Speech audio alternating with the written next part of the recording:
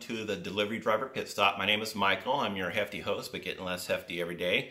Today I want to talk to you about something, probably one of the most important things I've discussed so far, and that is your account security and how you keep your account safe, regardless if you're using DoorDash, Grubhub, Postmates, Caviar, Amazon Flex, Uber Eats, Lyft, Uber, you name it. I want to help you keep those safe, and I'm going to give you some advice on tools you can use to help you keep your account safe.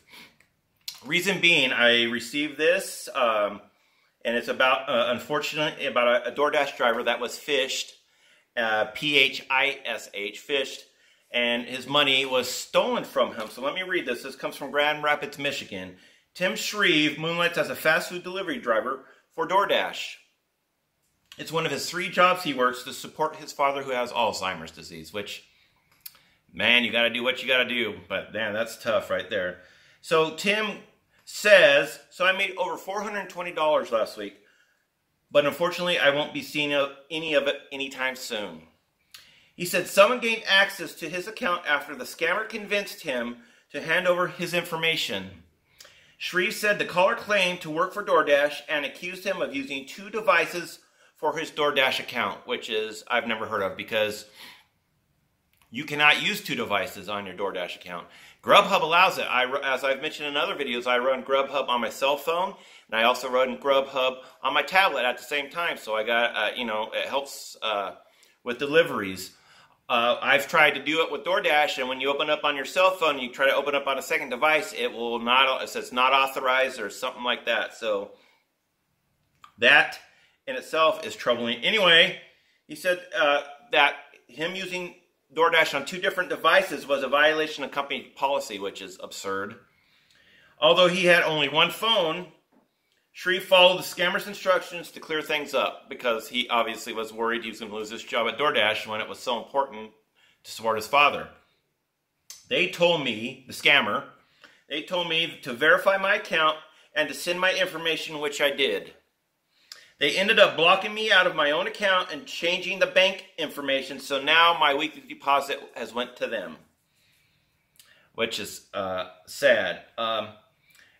What was nice about this is a follow-up here is this evening, a DoorDash representative told Fox 17 a payment has been submitted to Shreve for his money, so he's not going to lose out on that $420, which is awesome. Good job, DoorDash. Like I've always said, when you guys do something great, I give you accolades, and this was the right thing to do, and you guys did it.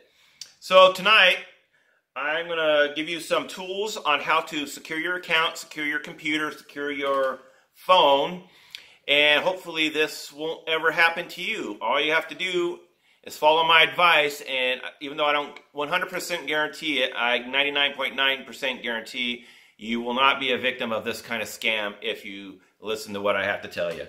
So, Wikipedia defines phishing as a fraudulent attempt to obtain sensitive information such as a user's name, passwords, and credit card details, but disguising themselves as a trustworthy entity in electronic communication. There are several types of phishing. There's spear phishing, there's clone phishing, there's something called whaling.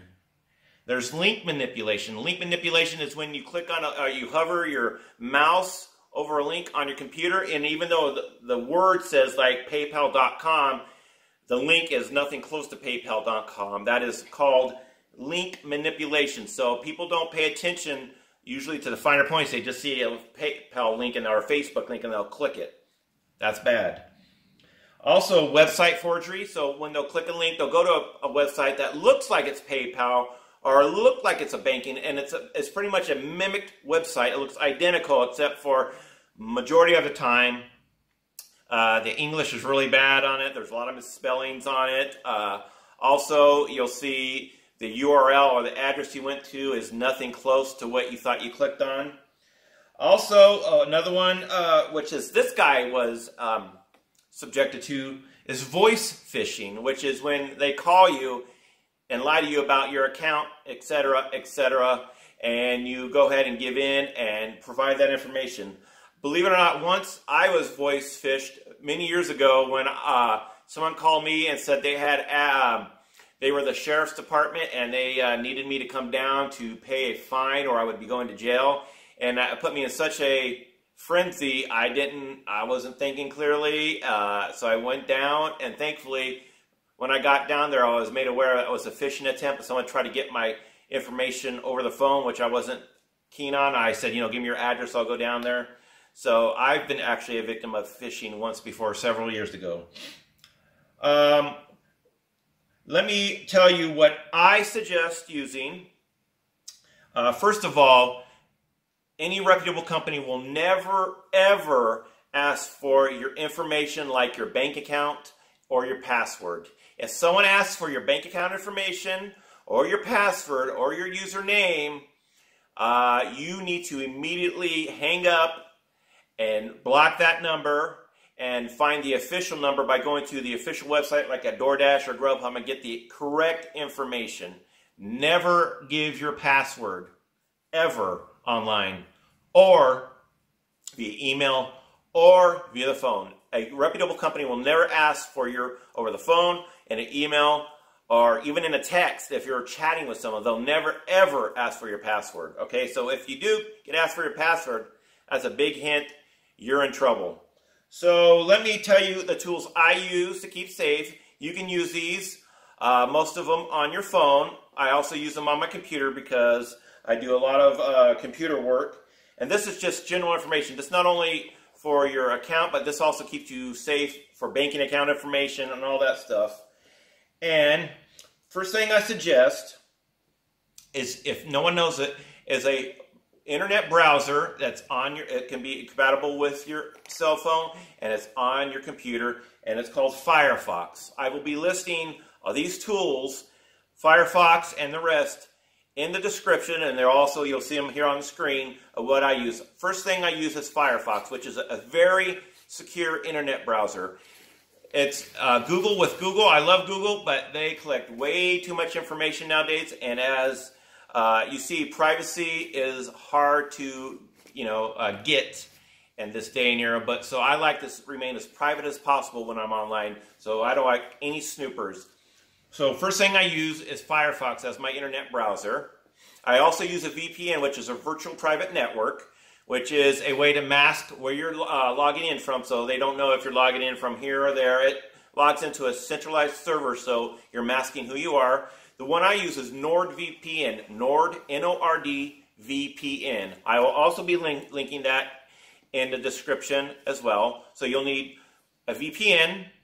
It's not free, but it's worth it. They charge $3 a month, and you can pay up to a year, and they give you a big discount. I highly recommend it if on your phone, on your for Wi-Fi, if you're using a public Wi-Fi. I highly recommend it. Firefox, and inside of Firefox, there's little plugins or little programs that you can run in the background that are easy to install.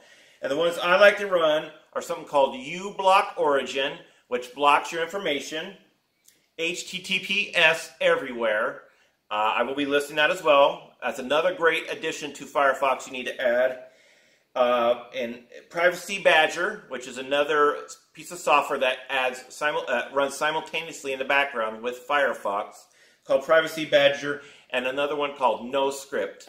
So if you run a VPN, you use Firefox, you have these browser these extensions, browser extensions installed in your computer, you will never have to worry about being hacked unless you click on one of those silly links that you don't look at the URL, the address correct. You got to be very careful. But these running Firefox, along with these tools I tell you about, will notify you if you're going to an unsafe website. It'll first show a big red screen, usually saying you're going to an unsafe website. Do you really want to go? If that pops up, obviously you don't want to go.